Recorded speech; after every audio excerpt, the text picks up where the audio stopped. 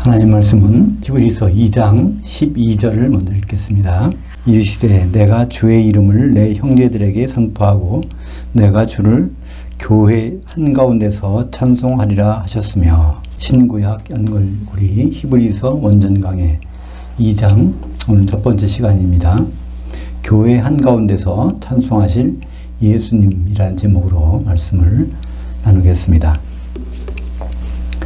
히브리서 1장에서는 큰 주제가 되는 것이 예수님이 세상에 오실 때 맏아들로 오신다.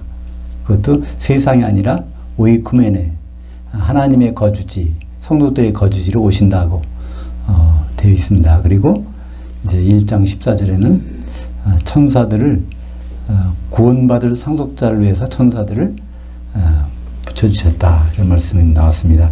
오늘 2장에서 어떻게 보면 그냥 지나갈 수 있는 건데, 요한계시록을 본 사람들은 오늘 2장 12절에서 놀라운 장면을 만나게 됩니다.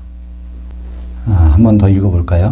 이르시되 내가 주의 이름을 내 형제들에게 선포하고 내가 주를 교회 한가운데서 찬송하리라 하셨으며, 이게 요한계시록이 어디 있는가? 이것이 핵심이죠. 주님이 교회 한가운데서 찬송하시는, 할렐루야 찬송하시는 그 장면이 이제 요한계시록 19장에 어린 양의 혼인잔치에서 할렐루야가 울려 퍼지는 것이 오늘 히브리서 2장의 12절에 나온다는 것이죠. 오늘 1절에 보니까 그러므로 우리는 들은 것을 더욱 유념함으로 우리가 흘러 떠내려가지 않도록 함이 마땅하니라. 여기서 들은 것이라는 말이 나오는데요. 우리는 누구한테 들을까요? 무조건 이제 들은 것 하면은 구약 성경, 신약 성경 다 포함될 수도 있지만, 우리는 사도들에게 들은 것이죠. 신약 성경을 통해서 1장에서 예수님이 말씀하셨습니다. 그러니까 1장에서 이제 히브리서 기자가 말씀하셨어요. 선지자를 통해서 옛적엔 다 말씀하셨는데 마지막 때 와서는 아들을 통해서 말씀하셨다. 근데 아들을 통해서 말씀하신 것이 이제 사도들을 통해서 우리에게 전달되는 것이죠.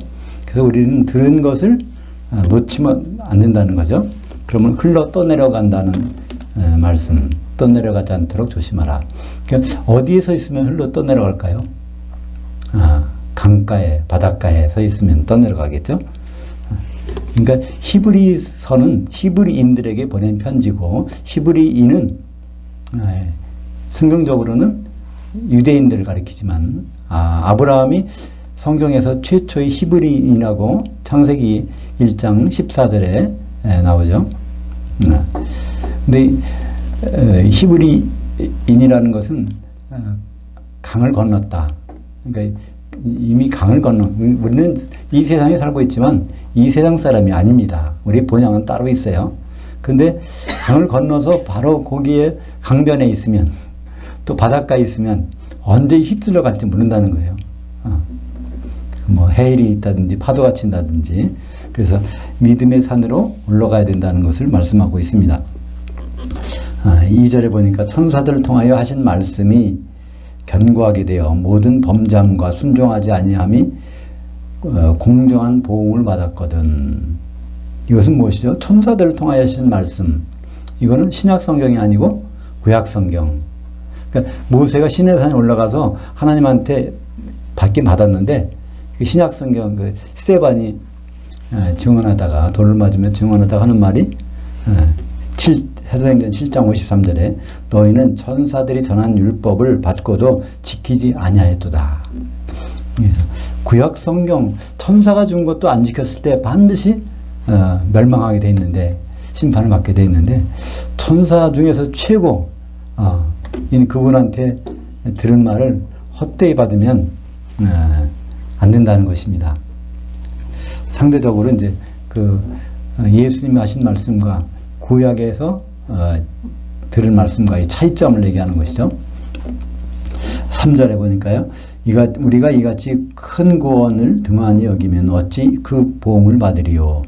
이 구원은 처음에 주로 말씀하신 바요 들은 자들이 우리에게 확증한 바니 하나님도 표적들과 기사들과 여러 가지 능력과 및 자기의 뜻을 따라 성령이 나누어 주신 것들로서 그들과 함께 증언하셨느니라. 여기 보면 이같이 큰 구원 앞에 이같이 큰이란 텔리쿠토스라는 단어는 신약 성경에 4번 나오는데요. 이것과 같이 대단한 거라는 거야. 구원이. 그러니까 우리가 구원은 여러 가지가 있을 수 있어요. 그죠? 위기 상황에서 건져지는 건 구원이에요.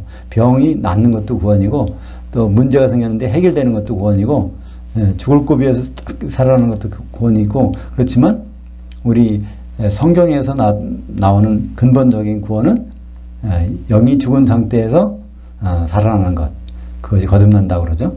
그것이 영의 구원인데, 히브리서에서 말하는 구원은 영의 구원이 아닙니다. 그죠? 이미 다 이 강을 건너온 사람들, 영의 구원 받은 사람들이 이제 어떤 구원을 가는 거죠? 혼의 구원입니다. 이건 히브리서에서 말하는 건 혼의 구원이에요. 그 히브리서 10장 39절 볼까요?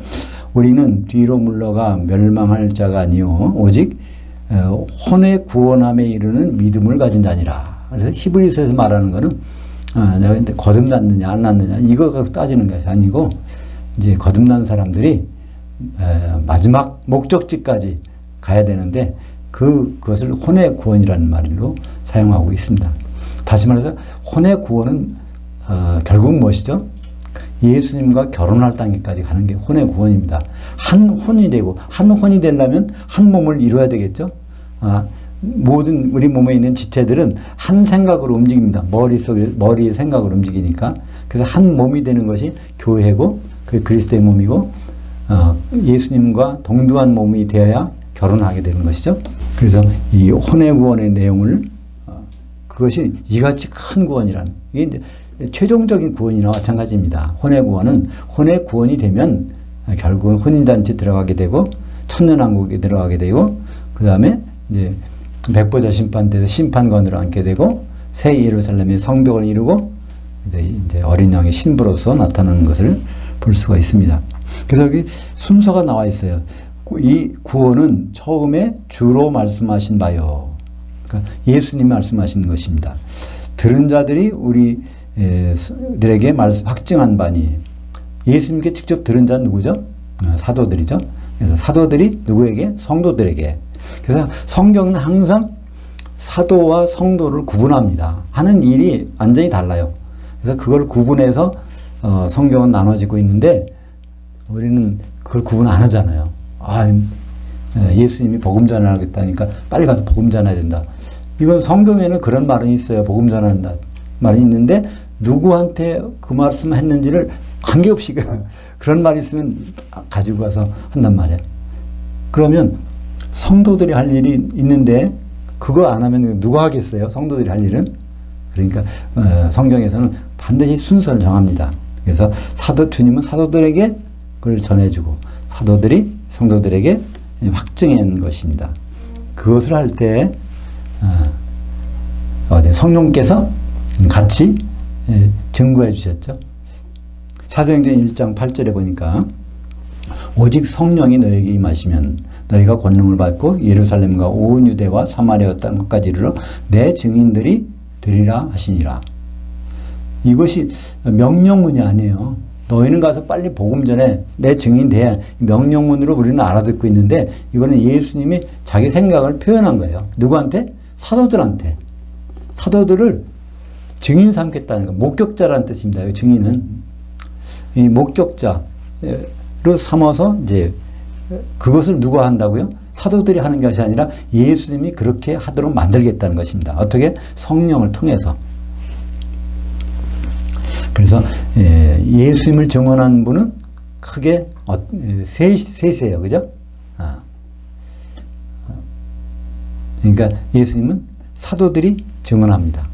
또 성령이 증언하죠. 요한복음 15장 26절에 보면 보혜사 그 성령이 오실 때, 진리 성령이 오실 때 나를 증언할 것이요.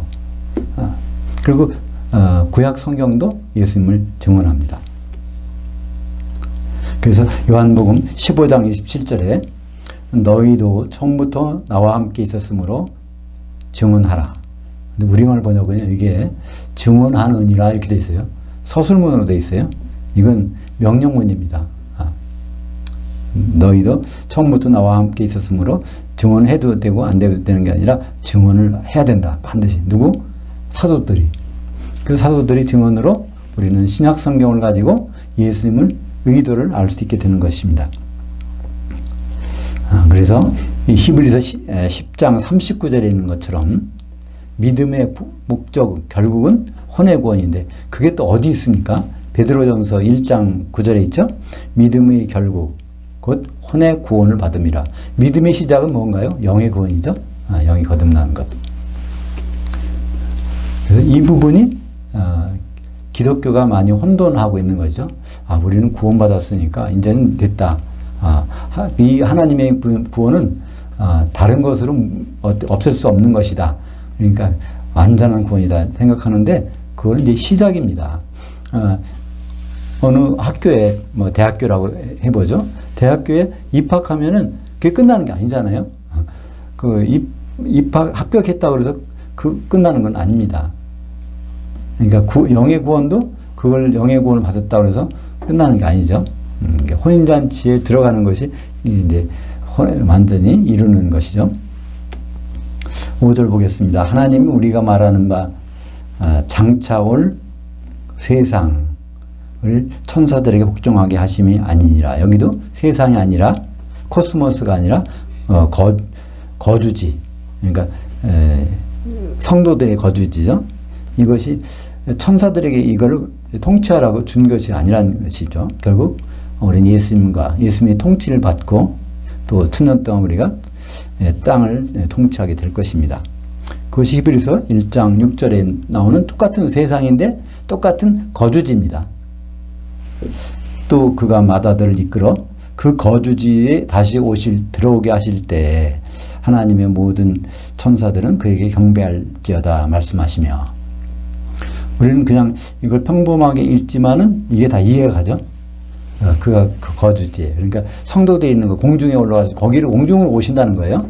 그때 예수님이 거기로 오실 때 누가 오죠? 마태복음 25장 31절에 양과 염소의 심판할 때 인자가 모든 천사들을 데리고 영광의 보호자 그리스도의 심판대 앞에 앉을 텐데, 그러니까 모든 천사를 데리고 오니까 오늘도 히브리서 1장 5절에 모든 천사들은 그러니까 그 천사들이 같이 데려오는 거예요. 근데 천사들 보고 통치하라고 하는 것이 아니라 천사들은 이제 결국 무슨 일을 할까요? 예수님이 마태복음 13장에서 추수꾼으로 성도들을 모으는 거죠. 그래서 공중까지 데리고 가는 거예요. 휴거 되려면 우리가 자발적으로 못 가는 거죠. 천사들이 우리를 데리고 올라가야 되는 거죠.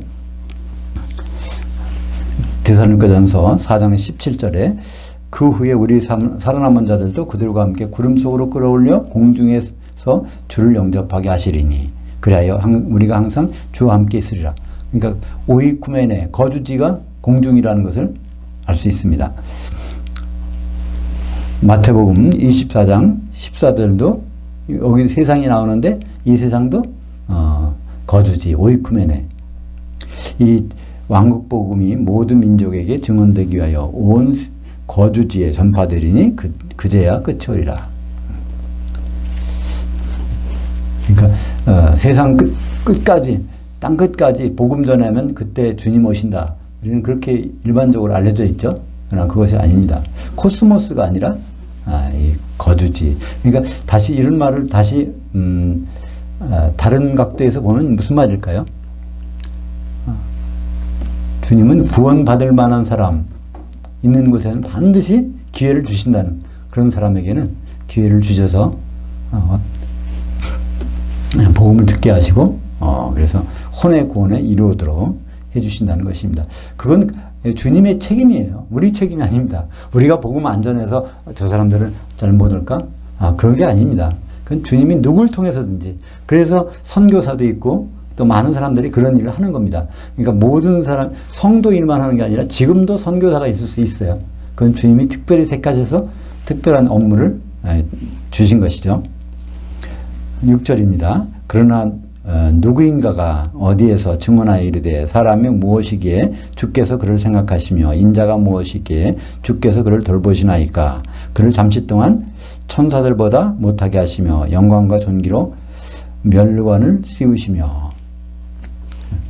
이것은 누군가가 이 히브리서 기자가 이 구약 성경에 이게 어디 있는지 모르겠어요. 이게 다 시편에 다윗이 쓴 글에 시편 8편의 4절과 5절인데 이것은 여기서 누군가 어디에서 이거는 왜냐하면 누가 썼고 거기서 기록한 거 그것이 중요한 게 아니라 하나님이 이렇게 한 말씀이 이게 예수님과 어떤 관계가 있는지를 설명하기 위해서 심지어 히브리서는요 자기 기록자 저자를 쓸 공간이 없는 거예요. 하도 너무나 엄청난 말씀들을 쭉 날라보니까 이건 내가 사도 바울이 썼다 이런 말을 들어갈 자리가 없는 겁니다. 여기도 마찬가지로 시편 8편 4절과 5절에 있는 말씀을 굳이 그건 생각할 필요 없어요. 누군가 어디에 썼든 상관없이 그 내용이 어떤 의미를 담고 있는지를 우리에게 설명해 주는 겁니다. 시편의 8편 4절과 5절 볼까요? 사람이 무엇이기에 주께서 그를 생각하시며 인자가 무엇이기에 주께서 그를 돌보시나이까. 그를 하나님보다 종 못하게 하시고 영화 존귀로 관을 씌우셨나이다. 근데 여기 조금 차이점이 있어요. 그죠? 신약 성경에서는 천사들보다 조금 못하게 하셨다고, 구약 성경은 엘로힘보다 못하게 하셨다는 거예요. 그러니까 의미는 거의 마찬가지예요. 하나님이신데 이제 사람으로 오셔서 근데 이제 히브리서에서는 천사장이신데 천사보다 못하게 오셨다. 그런 의미로 낮게 되셔서 그 임무를 담당하셨다는 그런 말씀이죠. 근데 여기에 시편 8편 4절은 사람에다가 에노시라고 그랬어요. 그리고 인자는 그 아담, 그러니까 다시 말해서 아담을 인자로 번역하고 에노시를 사람으로 번역했습니다. 에노시에서 나온 말이 뭐죠? 이씨, 남자란 뜻, 남편이란 뜻이죠. 원래 에노시는 연약하다, 병들다 그런 뜻이에요. 아주 약한. 그건 무슨 뜻일까요? 하나님이 도움이 없으면 도저히 살 수 없는 그런 존재. 아담이 그런 존재로 지음을 받은 것입니다. 창조된 인간은 굉장히 하나님이 도움이 없어도 얼마든지 견딜 수 있어요. 그러나 아담은 에노시에서 이쉬에서 그 아내도 이샤, 아주 보잘것없는 그런 존재였는데 하나님을 통해서 영원하게 되는 것을 볼 수 있습니다. 근데 여기에 시편 8편 4절 다윗도 이 시를 지을 때 무슨 의미인지 몰랐을 수 있어요. 그죠? 당연히 모르겠죠? 근데 이 내용이 바로 예수님께 적용된다는 거예요. 그 히브리서는 바로 구약에 있는 내용들이 어떻게 신약에서 예수님께 적용되는가를 보여주고 있는 책입니다. 그러니까 천사들보다 못하신 것, 그러니까 인간이 되신 거죠. 그랬는데 잠시 동안 그랬다는 거예요. 그러고 나서 영광과 존귀로 면류관을 쓰신 것입니다. 스테파노스는 면류관인데 스테파노 하면 동사예요. 그러니까 면류관을 쓰셨다는 것. 그러니까 예수님은 죽으시고 부활하실 때 면류관을 쓰세요. 그게 어디 나올까요? 요한계시 6장 2절에 나옵니다. 얘 내가 보니 흰 말이 있는데 그 탄자가 활을 가졌고 면류관을 받고 나아가서 이기고 또 이기려고 하더라. 이것은 면류관은 승리자에게 주는 거죠. 그러니까 부활 승리, 그러니까 사망 권세를 이기고 부활하신 분에게 면류관이 있다는 거예요. 근데 요한계시록 해석하는 분들은 요한계시록 6장 2절을 아마 99%라고 할까요? 적그리스도로 봅니다. 요한계시록 6장 2절에 흰말 탄자를. 왜 그러냐면 요한계시록 19장 11절에도 백마 탄자가 있는데 흰말이나 백마는 똑같은 거니까 그 타긴 탔는데 비슷하지만 틀렸다는 거예요. 뭐가? 요한계시록 19장에서는 왕관을 썼는데, 디아데마타를 썼는데, 여기는 요한계시록 6장 2절에서는 그 면류관을 썼다는 거예요. 어떻게 예수님이 왕이신데 뭐 면류관을 썼느냐? 그래서 그 이유는 요한계시록을 대부분 종말론으로 봅니다. 종말에 일어난 일로 봐요. 그러니까 초대교회부터 지금까지 쭉 내려오는 그 기간은 요한계시록 없다는 겁니다. 그러니까 종말에 오실 때는 왕으로 오시는데 어떻게 면류관을 여기다 쓰고 다니느냐? 그렇게 생각하는 거죠. 그러나 그렇지 않습니다. 요한계시록은 종말론을 포함한 과거, 현재, 미래를 다 포함하는 겁니다. 그래서 예수님은 면류관을 쓰셔야 돼요. 왜 쓰실까요? 시편 8편 4절 5절에 그거를 쓰신다고 되어 있으니까 사람이 되셔가지고 결국 이제 죽으시고 부활하실 때 승리하는 거를 면류관을 쓰신다고 그랬으니까 스테파노스를 쓰신 예수님이 되는 것입니다. 심지어 이 면류관을 안 쓰면은, 그러니까 짐승인 경우는 면류관을 스테파노스 쓴 적이 없어요. 성경 기록에. 그러니까 요한계시록 6장 2절에 이 흰말 탄 자는 스테판을 썼으니까, 왕관을 안 썼으니까 이건 적그리스도다, 짐승이다, 이렇게 얘기를 하는데, 한번 기회가 되시면 주석책을 한번 보세요. 되게 다 그렇게 써 있어요. 근데 오히려 면류관을 쓰므로 말미암아 적그리스도가 절대로 아니라는 걸 알 수 있어요. 그죠? 적그리스도는 왕관을 쓰지 면류관을 안 쓴단 말이에요. 요한계시록 13장 1절에 보죠. 또 내가 보니 바다에서 한 짐승이 나오는데 뿔이 10이요 머리가 7이라 그 뿔에는 10 왕관들이 있고 그 머리들에는 신성모독하는 이름들이 있더라. 이거 디아데마타, 왕관을 쓰잖아요. 적그리스도는.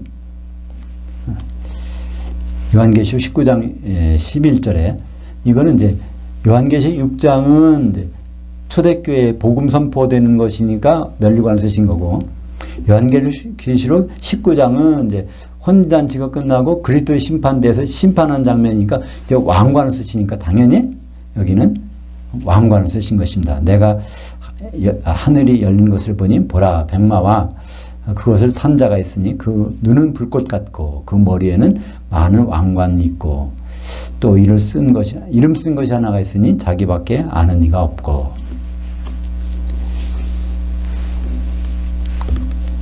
8절입니다. 만물을 그 발 아래에 복종하게 하려 하셨느니라 하였으니 만물로 그에게 복종하게 하셨은즉 복종하지 않은 것이 하나도 없어야 하겠으나 지금 우리가 만물이 아직은 그에게 복종하고 있는 것을 보지 못하고 있느니라. 여기서 만물하면은 세상의 모든 물건들, 그러니까 굉장히 시적이죠. 세상의 모든 물건, 이런 동물, 식물, 벌레, 심지어는 그 돌멩이까지도 다 하나님께 복종해야 되는데 이렇게 생각합니다. 만물이라고 그랬으니까. 근데 여기서 만물은 뭘까요? 그것은 한마디로 모든 성도를 얘기합니다. 하나님은 성도에게 관심이 있어요. 그런데 그걸 모든 성도를 할 때는 그 모든 것이라는 단어를 파스라고 하는 파스. 그것이 이제 변형이 돼서 되게 판이라고 나오기도 합니다. 파스가. 그래서 판이 들어가면 펜 퍼시픽, 그럼 범태평양, 뭐 판 아메리카면 아메리카, 범 아메리카, 이런 전체를 얘기하잖아요. 근데 그것을 여기서 만물이라고 번역했는데요. 만물은 그리스도인들입니다. 지금 모든 그리스도인이 예수님께 복종 안 한다는 거예요. 자기 멋대로 한다는 거예요. 그죠? 그러나 그때 가서는 반드시 그에게 엎드려서 복종하게 돼 있다는 겁니다. 언제 그럴까요? 그리스도 심판대가 열리면 모든 그리스도인들은 뭐 배도 했건 안 했건 다 올라가서 심판을 받지 않습니까? 그때 가서는 그렇게 된다는 겁니다. 지금은 그냥 내버려 두시는 거예요. 그죠? 고린도후서 5장 10절이요. 이는 우리가 다 반드시 그리스도의 심판대 앞에 나타나게 되어 각각 선악간에 그 몸을 통하여 행한 것을 따라 받으려 함이라. 그러니까 그 몸도 여기서는 단수입니다. 그 몸은 어떤 몸이죠? 그리스도의 몸이니까 교회. 교회에 대해서 선한 일을 했느냐 악한 일을 했느냐. 교회가 뭐죠? 예수님과 결혼할 준비를 해야 되는데 거기에 가다면냐 다른 일에 빠져 있느냐에 따라서 심판을 받게 되는 것입니다. 한마디로 기름 준비했느냐 그렇지 않느냐에 따라서. 에베소서 2장 1장 23절에도 교회는 그의 몸이니 만물 안에서 만물을 충만케 하시는 이의 충만함이니라. 여기도 만물, 교회 가운데 뭐 세상에 모든 물건이 들어와 있나요? 돌멩이, 뭐 식물, 나무 다 들어오는 게 아니죠. 교회 안에 있는 모든 성도들, 그걸 가리키는 것입니다. 그 안에서 모든 성도들에게 충만하게 채워지시는 분. 교회만 들어오면 거기에 꽉 채워진다는 거예요. 그러니까 풀장이 들어오면 거기 물을 안 먹고 싶어도 그냥 오래 지나면 물이 그냥 그 몸속으로 들어가는 것과 마찬가지죠. 요한계시록 18장 7절. 그러니까 복종하지 않는 모습을, 교회의 모습이 어떤 대표적인 것이 큰 성 바벨론이죠. 큰 성 바벨론은 교회는 교회인데 복종하지 않아요. 결국은 심판받으려면 이제 그 앞에 가서 굴복해야 되겠죠. 그래서 그녀가 요한계시록 18장 7절, 그녀가 자기를 얼마나 영화롭게 하였으며 사치하였든지 그만큼 고통과 애통함으로 갚아주라. 그녀가 마음에 말하기를 나는 여왕으로 앉은 자요 과부가 아니라 결단코 애통함을 당하지 아니하리라 하니. 그러니까 천년왕국을 소망하지 않는 거예요. 이미 자기가 왕이라는 거예요. 그러니까 예수님이 안 오셔도 왕이라고 생각하고 있는 거죠. 그리고 이 과부가 아니라 남편이 필요 없다는 거예요. 신랑이 필요 없다는 거예요. 그러니까 교회가 이 두 가지가 있으면은 바로 큰 성 바벨론 같은 것이 되는 것입니다. 한마디로 예수님을 결혼 상대자로 생각을 안 하고 준비도 안 하고 하면 그것이 바로 큰 성 바벨론의 모습이라는 거죠. 그런 일들이 왜 그럴까? 오늘 히브리서 2장 8절에 보니까 그런 일이 아직은 복종하지 않는 것이 나타나고 있다는 겁니다. 그래서 요한계시록 22장 11절에 빨리 가서 전도해서 모든 사람들이 하나님 뜻대로 살아야 되는데, 예수님 오시기 전에 다 그렇게 되는데, 근데 성경 결론인 요한계시록은 그런 말이 아니에요. 놀랍게도 그냥 내버려 두라는 거예요. 볼까요? 요한계시록 22장 11절. 불의를 행하는 자는 그대로 불의를 행하고, 더러운 자는 그대로 더럽고, 의로운 자는 그대로 의를 행하고, 거룩한 자는 그대로 거룩하게 하라. 그렇게 내버려 두라는 거예요. 보라, 내가 속결이니 내가 줄 상벌이 내게 있어 각 사람에게 그가 행한 대로 갚아주리라. 그러니까 그 사람들이 다 그 복음을 들었기 때문에 그 다음부터는 이제 자기가 책임을 져야 된다는 것이죠. 9절입니다. 다만 우리는 천사들보다 잠시 동안 못하게 하심을 입은 자, 곧 죽음의 고난을 받으심으로 말미암아 영광과 존귀로 면류관을 쓰신 예수를 보니 이를 행하심은 하나님의 은혜로 말미암아 만물을 위하여 죽음을 맛보려 하심이라. 그러니까 예수님이 천사 수준, 천사장이 천사 수준도 아니고 완전히 그냥 사람으로 와서 결국 죽음을 맛보셨은, 그 맛보신 이유가 바로 면류관을 쓰시기 위해서 그렇다는 것입니다. 승리하시기 위해서. 무슨 승리가 있을까요? 사망 권세를 이기는 부활, 그걸 맛보기 위해서 이제 예수님이 사람으로 오신 것입니다. 그것은 어디에 나타났죠? 창세기 3장 22절에 아담이 선악과를 먹었을 때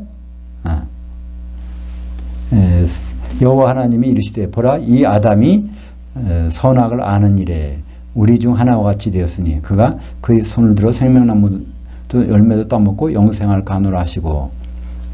여기서 아담, 선악을 아는 일이 있다는 거예요. 그러니까 아담은 예수님의 모형이죠. 로마서 5장 14절에. 그러니까 선악, 선 중에 선, 악 중에 악, 그러면 생명과 사망이죠. 그것을 경험하려면 사람이 되는 수밖에 없어요. 그죠? 그래서 그것을 성부, 성자, 성령의 말을 듣고 거기서 설득당했다고 그래서, 그게 설득당하는 것이 피스티스가 믿음이란 단어죠. 그래서 믿음, 예수님은 믿음의 장시자요 믿음의 종결자다. 그게 어디 나옵니까? 히브리서도 12장 2절에 그 말씀 있죠. 예수님은 그 믿음은 하나님께 설득당하는 건데 최초로 설득당하신 분이고 그것을 아주 완성하신 분이라는 거죠. 빌립보서 2장 6절에 그 말씀이 나옵니다. 많은 사람들은 많은 의견이 엇갈려요. 예수님이 2000전에 오셨는데 그분이 어떤 상태였을까? 하나님이시다. 바로 하나님이시니까 그런 능력을 행하셨겠지. 얼마나 하나님이셨을까? 50%는 하나님이시고 50%는 사람이셨을까? 이런 여러 가지 그 비율이 얼마나 될까? 하나님이시면서도 사람이시니까. 그러니까 많은 사람들은 이제 여러 의견이 있지만 100% 하나님이고 100% 사람이다. 이렇게 대부분은 얘기를 합니다. 그 말이 맞을까요? 지금은 맞지만 예수님이 이 세상에 오셨을 때는 맞진 않아요. 0% 하나님이고 100% 사람이에요. 그죠? 그래야 죽으실 수 있으니까. 하나님의 속성이 조금이라도 있으면 십자가 달려서 안 죽으시거든요. 그러니까 면류관을 쓰실 수가 없죠. 사망 권세를 이길 수가 없으니까. 그래서 빌립보서 2장 6절이 그것을 단칼에 해결해 주는 문장입니다.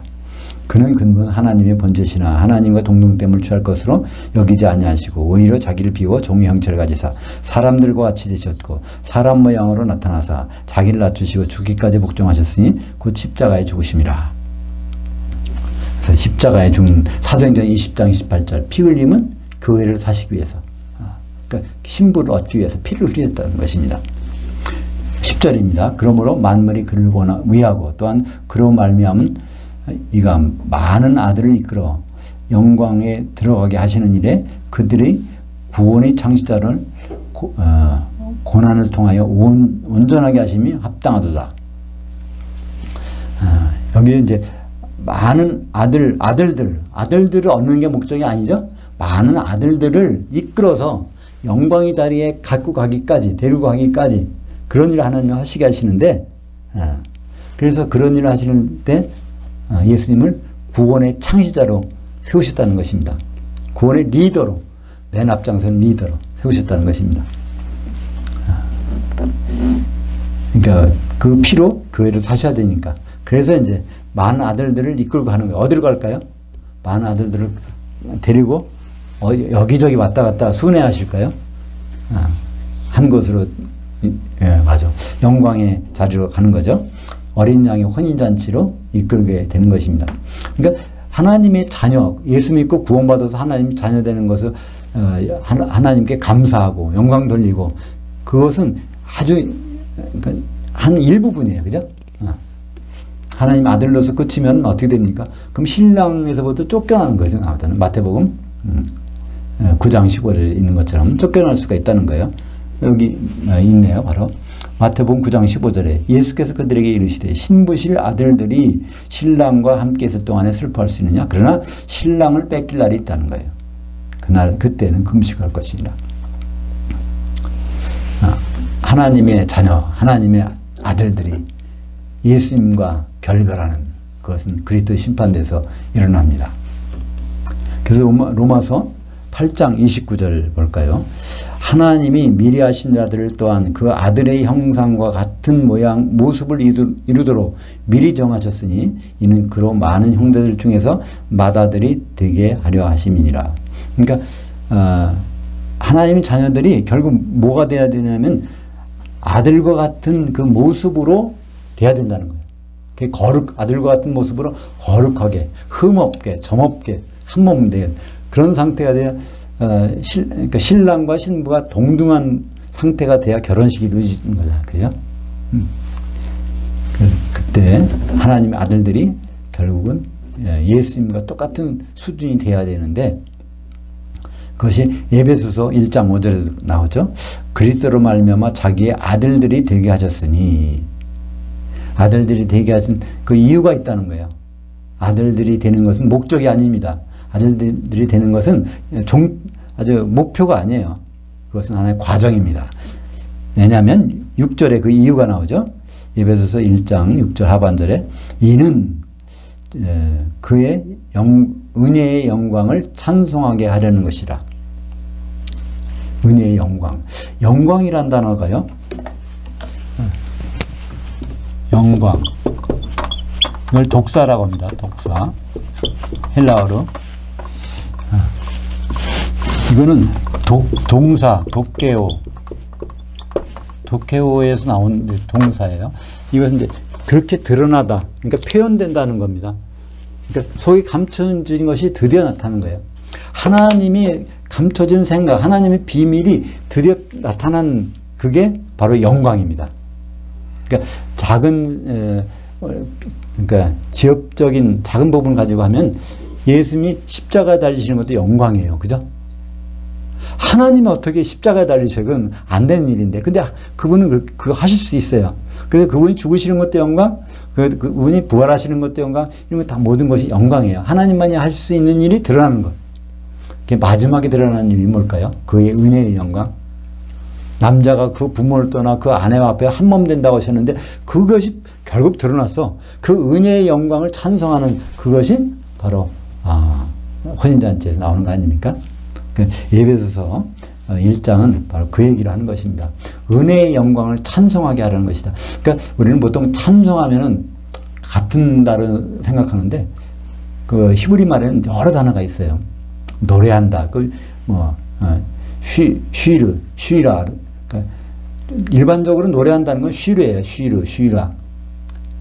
찬송이라는 거, 할렐루야는 많을 것 같지만 할렐루야는 별로 없어요. 할랄이라는 단어를 써가지고 이제 할렐루야까지 나오는데 그 할랄이라고 하는 것은 언제 처음 나오냐면 성경 출애굽기 가서 나와. 창세기도 할랄이 없어. 출애굽기 가서 그게 15장 11절에 모세가 홍해를 건너와서 거기서 드디어 우리가 애굽 땅에서 죽을 뻔했는데 홍해를 건너다 보니까 저 애굽 군사들이 다 몰살당하고 이렇게 있다는 거, 그걸 찬송하면서 그게 거기 할랄 찬송이 나옵니다. 테힐라. 그러니까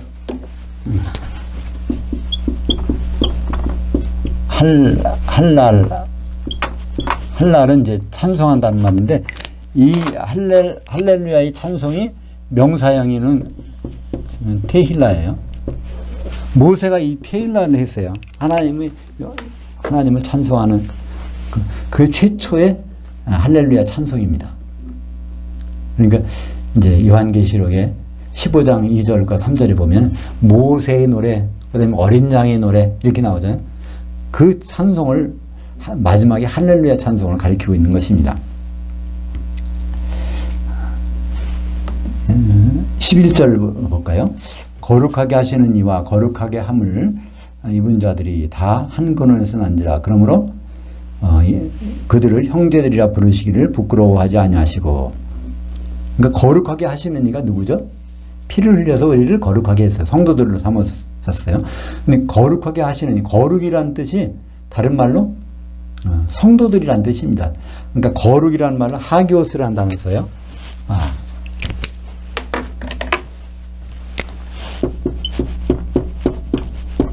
이게 형용사입니다. 형용사. 여기 이 말 자체가 이걸 명사화해서 하기오스 형용사면 거룩한. 근데 이것이 명사로 쓰면은 성도들 이렇게 되는 거예요. 그죠? 성도는 이제 단수가 없어요. 성도 항상 들이야. 그래서 이제 거룩하게 하시는 이, 그러니까 성도로 만들어 주시는 이와 거룩한 분, 그분이 예수님이죠. 그것이 다 한 근원에서 난지라. 그러니까 한 근원이라고 되어 있는데 원래 성경에서는요 하나에서 났다는, 하나라는 단어예요. 하나에서 난지라. 원에서. 그러니까 거기서부터 나와서 결국은 거기로 가는 거죠. 결국은 그러니까 아담이 어떻습니까? 아담과 하와가 똑같은 나오잖아요. 그죠? 아담에게서 갈비뼈를 뽑아서 피를 내가지고 결국 한 근원에서 아담과 하와가 같이 나오는 것처럼 예수님과 우리도 결혼할 때는 한 근원에서 나왔다는 거예요. 그래서 부끄럽게 여기지 않는다. 우리가 약점이 있고 실수다 그렇지만 그거 그렇게 생각하지 않는다는 거예요. 예수님은. 그래서 예수님이 언제 우리를 형제라고 불렀을까요? 성경에서 처음으로 형제, 내 형제 그 나오는 단어가 요한복음 20장 17절입니다. 예수께서 이르시되 나를 붙들지 말라. 내가 아직 아버지께로 올라가지 아니하노라. 너는 내 형제들에게 가서 내가 내 아버지 곧 너희 아버지 내 하나님 곧 너희 하나님께로 올라간다 하라 하시니, 이게 이제 부활하신 것을 확인하려고 막달라 마리아가 이제 세 여자가 갔다가 나중에 왔다가 다시 막달라 마리아가 또 가봤죠. 가봤더니 거기에서 마리아야 하는 소리를 듣고 예수님 알아보잖아요. 그때 이제 막달라 마리아에게 한 말씀이 이 말씀입니다. 그죠? 여기서 내 형제에게 가서 말하는 거야. 이게 누구죠? 사도들 보고 여기서. 왜 형제들이라고 부를까요? 외아들이면 형제라는 말이 안 될 텐데, 그죠? 예수님이 부활하셨으니까. 그러니까 독생자로 죽으시고 부활할 때는 맏아들로 부활하셨어. 그때부터는 이제 형제라고 부르는 거야, 다. 제자들이 실력이 나와서 그들이 좀 이렇게 수련을 많이 해가지고 형제 자격을 얻은 것이 아니라 예수님이 맏아들 되셨기 때문에 이제 형제라는 말씀을 맨 처음 하십니다. 12절입니다. 이르시되 내가 주의 이름을 내 형제들에게 선포하고 내가 주를 교회 한가운데서 찬송하리라 하셨으며. 이게 이제 시편 22편 12절. 어떻게 보면 이상하게 일치가 와야 되죠. 히브리서 2장 12절, 시편 22편 22절 거의 비슷합니다. 그죠? 거기에 이것도 다윗이 지은 시예요. 내가 주의 이름을 내 형제들에게 선포하고 회중 가운데서 주를 찬송하리라. 다윗이 이제 이걸 찬송했지만 이게 무슨 뜻인지 모르고 했겠죠. 회중이 사람들 그냥 모임 가운데서 찬송한다 이렇게 했는데 이게 그냥 모임이 아니라 에클레시아 교회라는 것을 히브리서에서 밝혀줍니다. 그러니까 히브리서가 없다면 시편 22편 이게 뭐에 관한 말씀인지 잘 모르는 거예요. 그죠? 히브리서에서는 그 하나하나 찝어가지고 예수님과 어떤 관계를 나타내는 말씀인가를 설명해주고 있습니다. 그래서 시편을 보면 22편 22절 내가 주 이름을 내 형제들에게 선포하고 회중 가운데서 주를 찬송하리이다. 여기 할랄이에요. 할랄. 다른 쉬는 그냥 노래한다는 것이 아니라 이 할랄은 자랑하고 뽐낸다는 거예요. 그분을 알고 나서 너무나 자랑하지 않을 수가 없다는 거예요. 그 표현이 바로 할랄입니다. 요한계시록 1장 10절에 교회 한가운데 인자가 드디어 서셨어요. 그죠? 그 모습이 주의 날에 13절입니다. 그 촛대들 한가운데 인자 같은 이가 발에 끌리는 옷을 입고, 우리말 번역은 그 촛대들 사이에, 그러니까 7개 촛대가 이렇게 일렬로 섰겠죠? 일반적으로 생각할 때. 그러면 이제 촛대가 여기 서 있다면, 그러니까 예수님이 막 이렇게 돌아다니는 것처럼, 그 연상이래요. 그죠? 그 사이사이로 왔다 갔다 하는 것처럼. 근데 그 단어는 요거 쓴 단어는 엔 메소. 이거는 센터, 중간이라는 단어에 중간에 센터. 그러니까 메소에서 나온 말이 중생대를 메소도익이라고 하죠. 고생대, 발레오조익. 그다음에 그러니까 신생대, 세노조익. 중간에 있는 것, 중생대를 메소도익. 그 메소예요. 센터라는 뜻이에요. 센터에 있는 거예요. 7촛대가 그러니까 어떻게 삥 둘러서 있는 거예요. 그죠? 모든 교회가 예수님을 정면으로 바라보고 있는 거예요. 그죠? 그 단어가 여기에 히브리서에서 똑같이 엔메소스. 그러니까 히브리서 2장 12절도 교회 한가운데서 찬송한다는, 주님이 그것을 하고 싶다는 거예요. 교회 한가운데서 찬송하고 싶다. 근데 요한계시록 1장 13절에도 이제 교회 한가운데 계세요. 근데 여기서는 찬송이 안 나오죠. 처음에. 왜 안 나올까요? 여기는 엄중한 사건 상황이야. 이제 막 올라가가지고 그리스도 심판대가 쫙 펼쳐지니까 거기에서 다 이제 떨궈낼 사람 떨궈내고 불못에 불 섞인 유리바다에 들어갈 사람들 보내고, 기름이 없으면 그러면 딱 남은 혼인실이겠죠. 그죠? 혼인실에 그래서 이제 쫙 모여 있는데 거기서 신랑을 뺏긴 사람들 내보내고 이제 그 센터에서 찬양 부르는 것이 어디 나오죠? 요한계시록 19장에. 그래서 신무실에서 어린 양의 혼인잔치 거기에서 부르는, 거기에서 할렐루야가 나오잖아요. 요한계시록 1장 할렐루야는 그 할자도 없어요. 그죠? 요한계시 19장에 혼인식에서 이제 장소는 똑같지만 혼인식에서 할렐루야가 나오게 됩니다. 근데 그 전에 한번 보여준 게 있어요. 어디서 보여주죠? 요한계시록 15장 2절에 예수님이 교회 한가운데서 딱 찬송하는 거. 15장 2절과 3절입니다. 또 내가 보니 불이 섞인 유리바다 같은 것이 있고 짐승과 그의 우상과 그 이름의 수를 벗어난 이기는 자들이, 기름 준비한 자들이 그 유리바다 위에 서서 하나님의 검은 골을 가지고 하나님의 종 모세의 그 노래, 어린 양의 그 노래를 불러 이르되 주 하나님 곧 전능하신 이시여 당신의 행위들이 크고 놀라우시도다. 만국의 왕이시여 주의 길이 의롭고 참되시도다. 여기서 이 광경을 잠깐 머릿속으로 상상해 보세요. 불 섞인 유리바다의 위에 있는 거예요. 공중에 있는 거죠. 거기에서 이기는 자들이 흰 옷을 입고 거기서 노래 두 곡을 불러요. 그죠? 근데 이 노래가 어떤 노래일까요? 예수님이 찬송하니까 같이 부르는 거예요. 한 몸이 돼가, 그죠? 하나는 모세의 노래, 또 한 곡은 이제 어린 양의 노래. 근데 그게 같은 노래예요. 모세가 어떤 노래를 불렀다고 했죠? 테킬라, 할렐루야를 찬송을 불렀단 말이에요. 예수님도 어린 양의 노래. 어린 양의 혼인식에서 무슨 노래가 나와요? 할렐루야. 여호와 하나님을 자랑하는 노래가 나오는 거죠. 그죠? 네.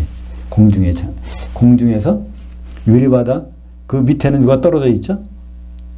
큰 성 바벨론. 그러니까 성도는 성도지만 타락한 성도들이 그 불섞인 유리바다 밑에는 던져져 있고 그 위에서 찬송을 부르는 것이 나오는데 그것이 예수님이 오늘 히브리서 2장 12절에서 말씀하신 이르시되 내가 주의 이름을 내 형제들에게 선포하고 내가 주를 교회 한가운데서 찬송하리라. 그것이 이루어졌어. 진짜 이제 그 장으로 가볼까요? 요한계시록 19장 5절. 그 보좌에서 같이 읽었죠. 그 보좌에서 음성이 나서 이르되 하나님의 종들 곧 그를 경외하는 너희들아 작은 자들이나 큰 자들이나 다 우리 하나님께 찬송하라 하더라. 또 내가 들으니 허다한 물이 음성과도 같고 많은 물소리와도 같고 큰 우리의 소리와도 같은 소리로 이르되 할렐루야 주 우리 하나님 곧 전능하신 이가 통치하셨도다. 통치하시도가 아니라 하셨도다. 여기 보면 두 음성이 나와요. 하나는 한 음성이야. 한 음성이 보좌에서 흘러나와. 그러니까 종들아 경외하는 너희들아. 그러니까 성도들 뭐 찬송하라 그러니까 허다한 무리가 쫙 해서 찬송하는 거야. 누굴까요? 이기는 자들이겠죠. 성도들이겠죠. 왜냐면 우리 하나님 찬송하고 부르니까. 그죠? 그래서 예수님과 성도들이 이기는 성도들이 거기서 어린 양의 혼인잔치에서 할렐루야를 찬송하고 있는 모습이 여기서 나오고 있잖아요. 그러니까 그 전에 우리가 그냥 읽을 때 히브리서 2장 12절 읽을 때는 단지 예수님의 꿈이겠지. 그러나 꿈은 반드시 어떻게 될까요? 이루어졌도다. 그죠? 통치하셨도다. 그러니까 요한계시 15장 3절에 주 하나님 곧 전능하시니요 당신의 하시는 일이 크고 놀라우시다. 거기에 우리말 번역은 하시는 일이라고 돼 있어요. 하나님이 하시는 일이 놀랍다는 거예요. 그게 아니라 하신 일이야. 이미 끝난 일. 만들어 놓은 일이 너무나 훌륭하기 때문에 혼인잔치가 벌어지고 있기 때문에 그래서 모세의 노래, 어린 양의 노래를 할렐루야를 부르고 있는데 우리말 번역으로 보면 맥이 빠져. 하나님이 이제 뭐 하시나 봐. 요한계시록 19장에도 하나님 뭘 하시나 봐. 현재형으로 번역해놨단 말이에요. 그것이 아니라 다 이건 명사 아니면 과거형 동사로 돼 있는 것입니다. 하나님이 결국은 반드시 이뤄내시는 일을 나타내고 있습니다. 그러니까 거기에서 19장 5절에 보면 하나님의 종들이 과연 누굴까요? 성도들이죠. 여기서도 마찬가지지만 요한계시록 22장 6절에 거기에 보면 주의 천사를 보내서 하나님의 종들에게 이것을 알렸다는 거예요.